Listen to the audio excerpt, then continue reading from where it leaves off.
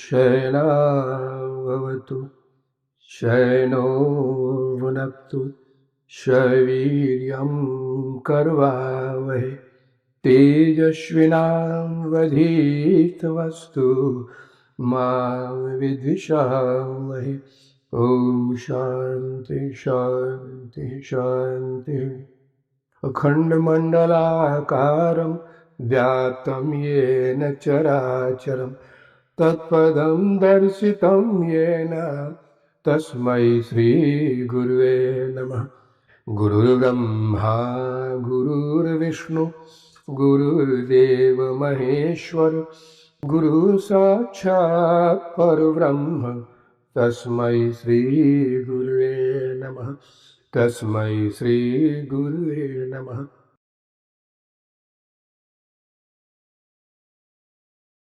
हठ योग जैसे मैंने बताया था कि इसमें दो शब्द हैं, ह और ठ। ह का मतलब होता है सूर्य नाड़ी और ठ का मतलब होता है चंद्र नाड़ी,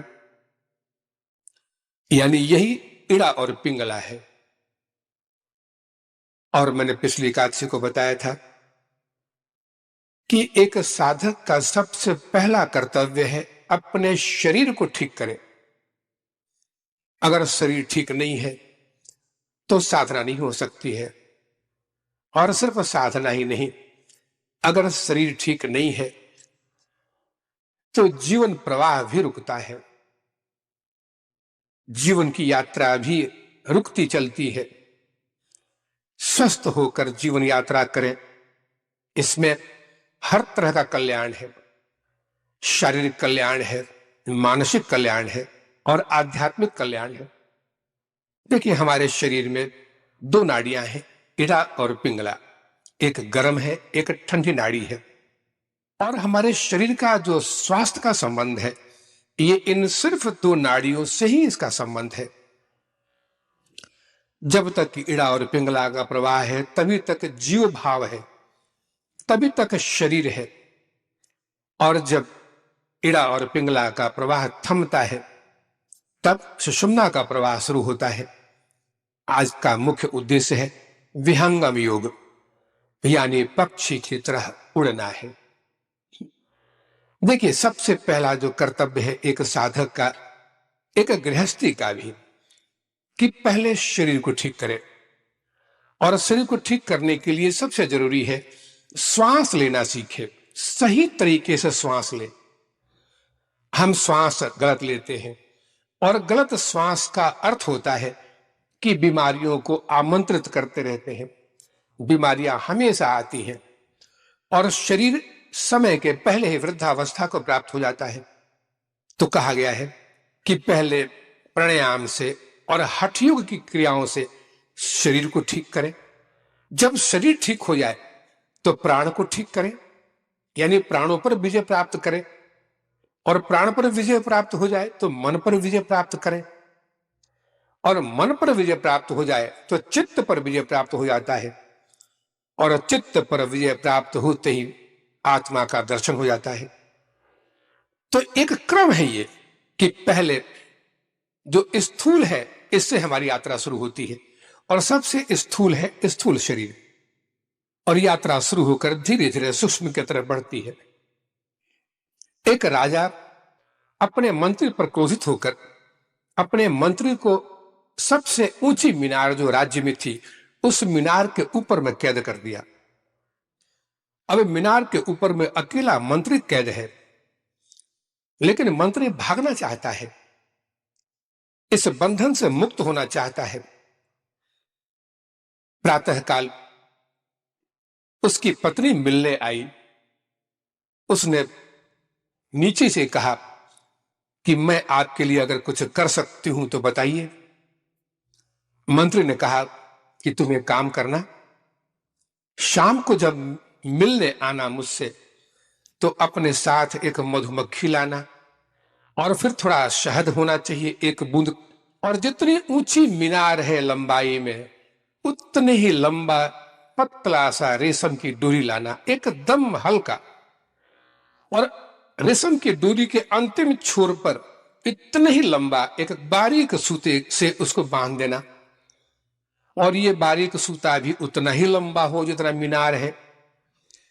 फिर उस कच्चे सूते के अंतिम छोर पर एक धागा बांध देना, थोड़ा मजबूत, और फिर उस धागे के अंतिम छोर पर एक रस्सी बांध देना, और रस्सी के अंतिम छोर पर मोटा सा रस्सा बांध देना।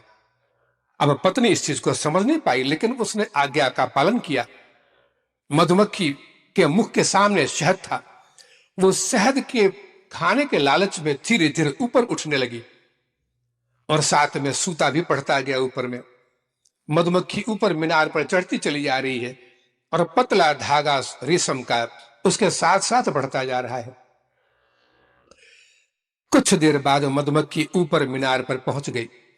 मंत्री ने मधुमक्खी को पकड़ा, रेशम के धागे को पकड़ा और खींचना शुरू किया, और फिर रस्से जब ऊपर पहुंच गया तब उसी रस्से को पकड़ के मंत्री नीचे उतरता चला गया, और नीचे उतर के मंत्री भाग गया।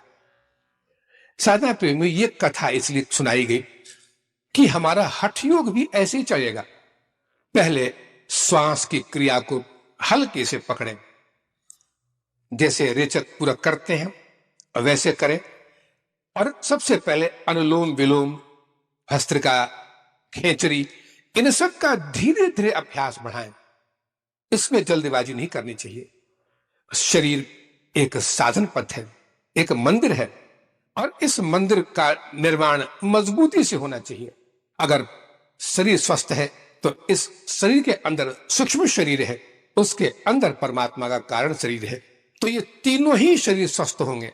इसलिए सबसे पहले हल्के से रेशम के धागे से शुरुआत करके मोटा रस्सा ऊपर पहुंच गया, वैसे ही धीरे धीरे प्राणायाम का अभ्यास करें, बढ़ाते रहें इसको, और फिर अंत में एक दिन सारी प्रक्रिया जो की है वो हठ योग की समाप्ति के साथ पूर्ण हो जाएगी।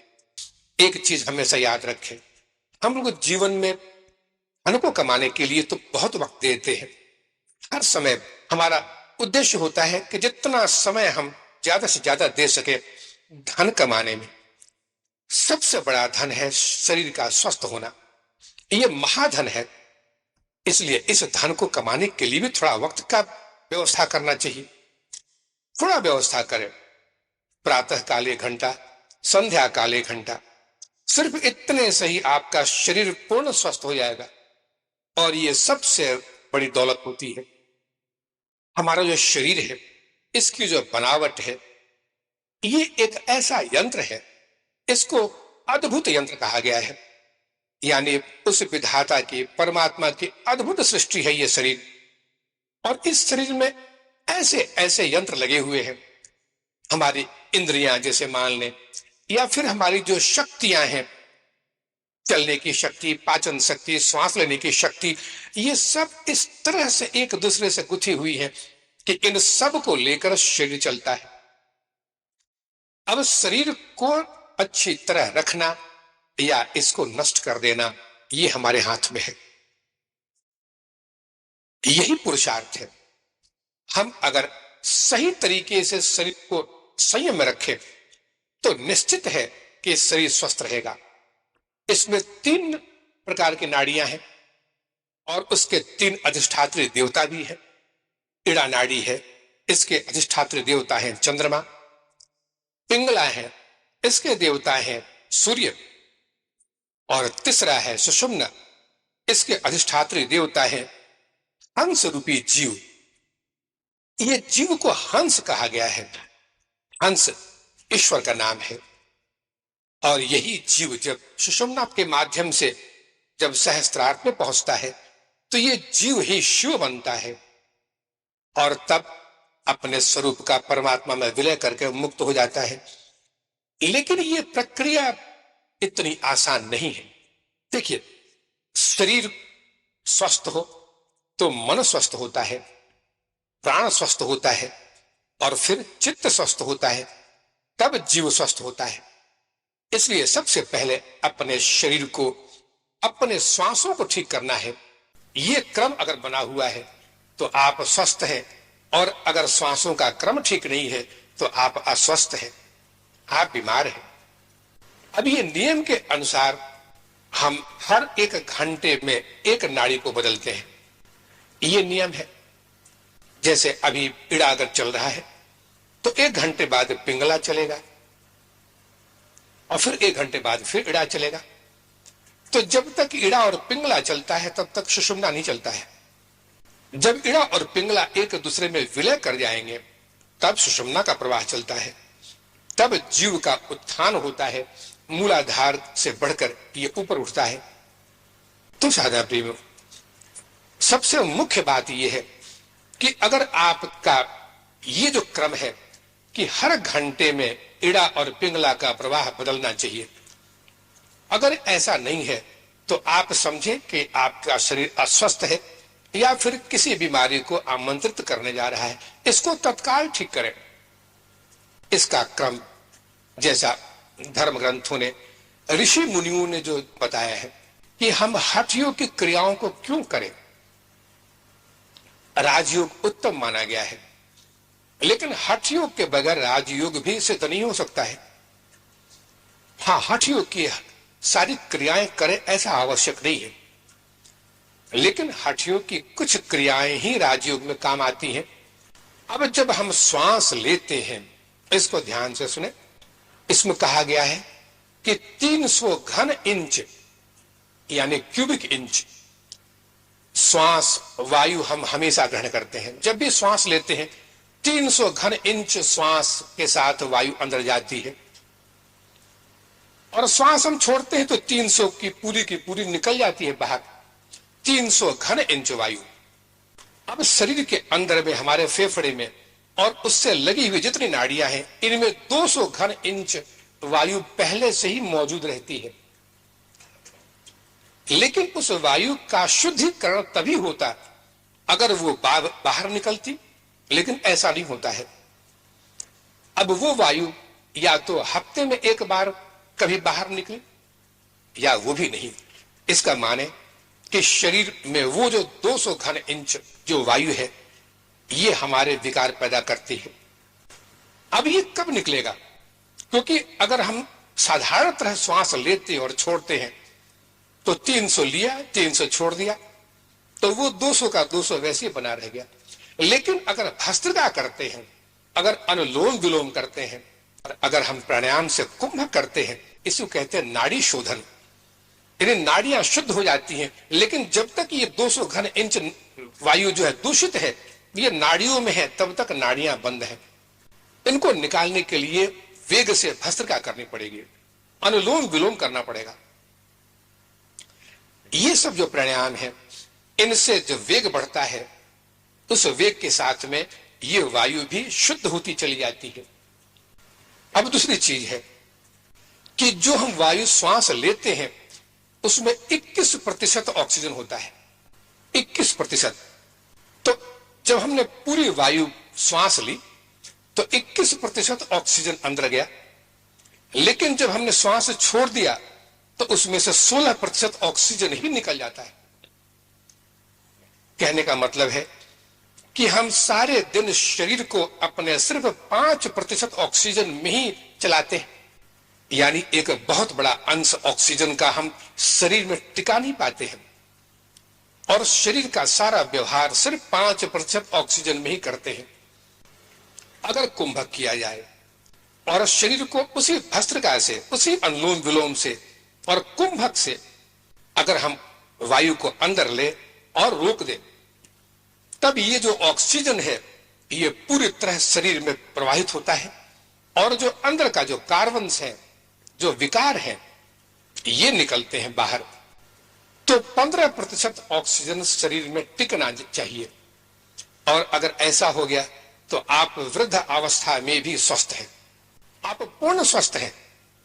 आपकी इंद्रियां, आपका शरीर का जितना भी जो व्यवहार है, ये अति शुद्ध है और अति बलवान है आप।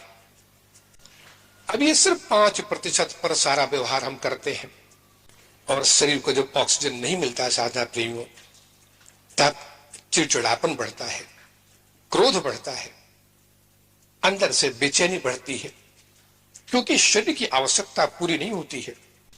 इसलिए श्वास को पूरा लेने के बाद में पी जाए उसको और कुंभक करें। कुंभक करने से ही जितने जो अंदर के जो कार्बन्स हैं, जो भरे पड़े हैं विकार, ये निकलते हैं और ऑक्सीजन पूरे शरीर में प्रवाहित होता है। तब कहा गया है कि अगर पूरा का पूरा 21% नहीं भी टिके तो कम से कम 15% टिक जाए। इतने से आप पूर्ण स्वस्थ हैं और तब एक योगी बन पाएंगे, तब साधना के योग्य शरीर बनता है।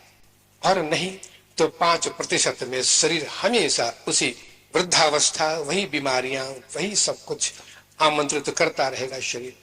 देखिए, सारी चीजों का निचोड़ सिर्फ इतना ही है कि एक सामान्य श्वास लेकर जो आप श्वास लेते हैं, इससे आपका शरीर स्वस्थ नहीं हो सकता है। श्वास को जब क्रिया में बैठे तो श्वास की गति को बढ़ाएं और इसी वेग से बढ़ना चाहिए। इसका उद्देश्य है ऑक्सीजन को जितना ज्यादा शरीर में प्रवाहित कर सके। और शरीर जब पूरी तरह ऑक्सीजन पालेगा और अगर 15% ऑक्सीजन टिक गया शरीर में, तब कुंभक लगेगा आपका और तब श्वास की आवश्यकता आपकी नहीं रहेगी। श्वास क्यों लेते हैं आप? इसलिए कि आपको ऑक्सीजन चाहिए। फेफड़े के माध्यम से शरीर के जितने भी जो अंग प्रत्यंग हैं, इन सबको ऑक्सीजन चाहिए। यहां तक कि मस्तिष्क को भी चाहिए, हृदय को भी चाहिए, सारे अंगों को चाहिए जो शरीर को चलाने के लिए आवश्यक है। तो आप सोचें कि हठ योग की आवश्यकता सबसे ज्यादा सिर्फ इसलिए है। ये चीज आप राजयोग में नहीं कर सकते। राजयोग का उद्देश्य होता है मन को वश में करना और ध्यान में प्रवेश करना। क्या बगैर शरीर को स्वस्थ रखे आप ध्यान में जा सकते हैं? कभी नहीं जा सकते। शरीर को स्वस्थ रखना बहुत जरूरी है। और स्वस्थ शरीर उसका नाम नहीं है जो बहुत ज्यादा फूला हुआ हो, ये शरीर स्वस्थ नहीं होता है। आवश्यकता है जितना शरीर को आप खटाते हैं, जितना ऊर्जा आप व्यय करते हैं, उतनी ऊर्जा आप अर्जन करें। यही है स्वस्थ शरीर की निशानी। और इसके लिए योगिक क्रियाएं बनी हैं। अब देखिए, क्रियाएं तो सैकड़ों हैं। इसमें आसन भी है, जितने भी जो हम लोग प्राणायाम करते हैं, व्यायाम करते हैं, ये सैकड़ों हैं। लेकिन उम्र के हिसाब से जैसे जो उचित होता है, जैसा गुरुजनों ने कहा है, उसका पालन करना चाहिए। अगर आपका शरीर स्वस्थ है तो चलिए कोई बात नहीं, ध्यान वगैरह बाद में भी हो जाएगा। कम से कम एक सुंदर जीवन तो चलेगा, व्यवहार तो सुंदर चलेगा। और सबसे बड़ी चीज है प्रसन्नता रहेगी। एक जो चिड़चिड़ापन, जो क्रोध और फिर एक तनाव की जिंदगी जो हम जीते हैं, सिर्फ इसलिए कि हम जितना अपने अंगों पर दबाव डालते हैं, जितना नसों पर दबाव डालते हैं, उसके अनुसार वो स्वस्थ नहीं है। देखिए, हमारे शरीर जो है, ऐसे ऐसे यंत्र लगे हैं कि अगर हठियों के माध्यम से थोड़ा सा आप आसनों को सीख लें, मुद्राओं को सीख लें और फिर क्रियाओं को सीख लें, तो जितनी जो शक्तियां बाहर जगत में आप सुनते हैं, जिनका नाम सिद्धियां हैं, ये सब आपके शरीर के अंदर है। ये सब उभर के सामने आती हैं। जन्म से लेकर और मृत्यु तक जितने हम व्यवहार करते हैं, ये सारे के सारे नियंत्रित होते हैं आपके सही श्वास लेना। जिस वक्त जो श्वास की आवश्यकता है वही श्वास चले। जैसे बताया गया था कि तिथि, समय, ये सब का ध्यान करके जो एक नियम बनाया था ऋषियों ने कि जिस वक्त सूर्योदय हो रहा है उस वक्त वो स्वर चलना चाहिए। अगर ऐसा आप कर सकें तो अपने छिपे हुए अंदर के उस खजाने का आपको पता लग सकता है, जो साधारणतः जिसके बारे में हम लोग पूरी तरह अनभिज्ञ है। आपका सुबह से उठने के बाद में चलना फिरना, देखना सुनना, व्यवहार करना, ये सारी क्रियाएं, इन सब का संबंध प्रत्यक्ष श्वास से है। ये सारी की सारी श्वास क्रियाएं हैं। और इनको थोड़ा सा अगर आप जो कुछ भी ऋषि मुनियों ने अपने अध्ययन के बाद जो लिखा है, उसको थोड़ा अध्ययन करके सही श्वास लेने का अभ्यास करें। देखिए, आप तो समझते हैं कि हम तो श्वास ले रहे हैं, लेकिन क्या ये श्वास जिस नासिका से चल रहा है इस वक्त, क्या वही उचित है? इसका अध्ययन करें। और कुछ चीजों को अगर आप अभ्यास कर ले जीवन में, तो ये जो एक अद्भुत शक्ति है, जो एक अद्भुत विज्ञान है, इसका पता लग जाएगा। आपने सारे विज्ञानों को संसार में अध्ययन किया, लेकिन स्वर विज्ञान को अगर नहीं जाना, तो मैं कहता हूं कि आप संसार में जीवन निर्वाह करने के लिए तो सब कुछ सीखा, लेकिन जीने की कला नहीं सीखी। शरीर एक अमूल्य निधि है, स्वस्थ शरीर। देखिए, कुछ चीजों को अभ्यास कर ले, जो मैं चीज बता रहा हूं, इसको ऐसे ही अभ्यास करके देखे, परीक्षा करें इसको, तब आपको पता लगेगा कि अभी तक तो एक शंका है कि जो कुछ भी ग्रंथों ने लिखा है स्वर विज्ञान के बारे में, क्या उसमें कोई सच्चाई है? इसका अध्ययन करेंगे तो पता लगेगा इसमें कि बहुत गहरा सत्य इसमें छिपा हुआ है। 3-4 उदाहरण देता हूं, इसको इनमें से कोई आजमा के देखें या एक अभ्यास बनाए, इसको नित्य करें। ऋषियों ने कहा है कि जो स्वर विज्ञान को समझकर जिस तिथि में प्रातः काल कौन सा दिन है, उस वक्त सूर्योदय के समय में जो स्वर चलना चाहिए उसका अध्ययन करें। अगर वो स्वर चल रहा है तो आपका सारा दिन बिल्कुल प्रसन्न चित्त रहेगा और कार्यों की सिद्धि होती है, आपका व्यवहार शुद्ध होगा। लेकिन अगर गलत स्वर चल रहा है तो उसको तत्काल बदले, क्योंकि ये बीमारियों को आमंत्रित करेगा। देखिए, इसमें 4-5 चीजें जो मैं बता रहा हूं, इसको अध्ययन करें, व्यवहारिक रूप में इसको अध्ययन करें। कहा गया है कि वैसे तो हर 1 घंटे में स्वर बदलता है। अभी बायां चल रहा है तो फिर दाहिना चलेगा, 1 घंटे बाद फिर बायां चलेगा। अगर ये अभ्यास आपका सही रूप में 3 महीने तक अगर आपके नियम से प्रातः काल जो स्वर चलना चाहिए वही स्वर चला, और नित्य प्रति आप सिर्फ सुबह अध्ययन करें, बाकी सारा दिन वो ठीक ही चलेगा। अगर चलना चाहिए दायां, चल रहा है बायां, तत्काल बदल दे उसको, और फिर बाद में कुछ नहीं करना है। जब वो शुरू हो गया है बायां, तो फिर 1 घंटे बाद दाहिना ही होगा, तो सही रास्ता पकड़ लिया वो। तब अगर 3 महीने अगर ऐसा कर लिए, तब योगी का जो जीवन होता है वो सारे दिन चलेगा बायां स्वर और सारी रात चलेगा दायां स्वर। अगर आपका ऐसा हो गया तो आप मृत्यु को जीत सकते हैं। इन सब चीजों को ध्यान रखेंगे। 3 महीने तक आपको अभ्यास करना है कि स्वर सही चले, और ये अगर अभ्यास हो गया तो आपका सारे दिन बायां स्वर चलेगा। बायां स्वर शीतल होता है, ठंडा, तो सारे दिन व्यवहार में आपकी नरमी रहेगी। और फिर रात को चलेगा दायां, यानी गर्म चलेगा, पिंगला चलेगा, तो ये व्यवहार चलेगा आपका। ये 12-12 घंटे का आपका निश्चित स्वर एक हो जाएगा। तब कहा गया है कि ऐसा व्यक्ति अपने मृत्यु को भी जीत सकता है, मृत्यु को नियंत्रित कर सकता है। चलिए, अगर इतना नहीं कर सकते हैं तो जब सुबह में क्रिया करने बैठे, और खासकर जब प्राणायाम की क्रिया हो, जिस वक्त हठयोग की क्रिया हो, उस वक्त दाहिना स्वर चलाएं। इसमें शक्ति की आवश्यकता है, इसके लिए सूर्य नाड़ी चाहिए। लेकिन जब ध्यान करें उस वक्त बायां चलना चाहिए।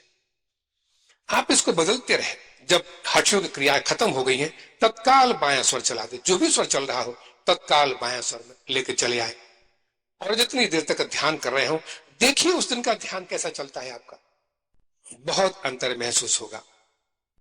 दूसरी चीज है, प्रातः काल जिस वक्त नींद से उठे, बिस्तर पर बैठ जाइए और देखिए कौन सा स्वर चल रहा है। अगर दाहिना चल रहा है तो दाहिना पैर नीचे रखें, धरती को स्पर्श करें दाहिने पैर से। दयानंदम।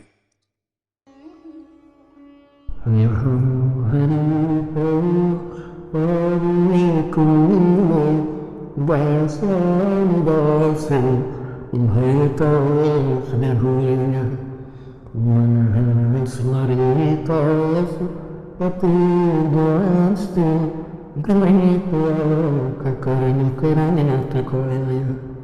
non ho capusto, non ci pare nessuno, io sono come me, non so di ma io da sapere, e non devo sono un sotto, un zahana calancio. Ora faccio pieno torino cava, sto mirando le tue sotto le vele giornata. Non si può dire ferma, non mi lunga, fede bracciate tuam. Non te ne fiacco, viene una se che me, sono in suonare ciocco. Ibrahimate beni sukaramare Tanmaya Nabuda Madini Susakti chatta sunamaya Tangiya Aham Harinto Adi Kumiyo Dasani Vayase Bhayato Nifnani Yamya Jaya, Jaya, Jaya, Jaya, Jaya.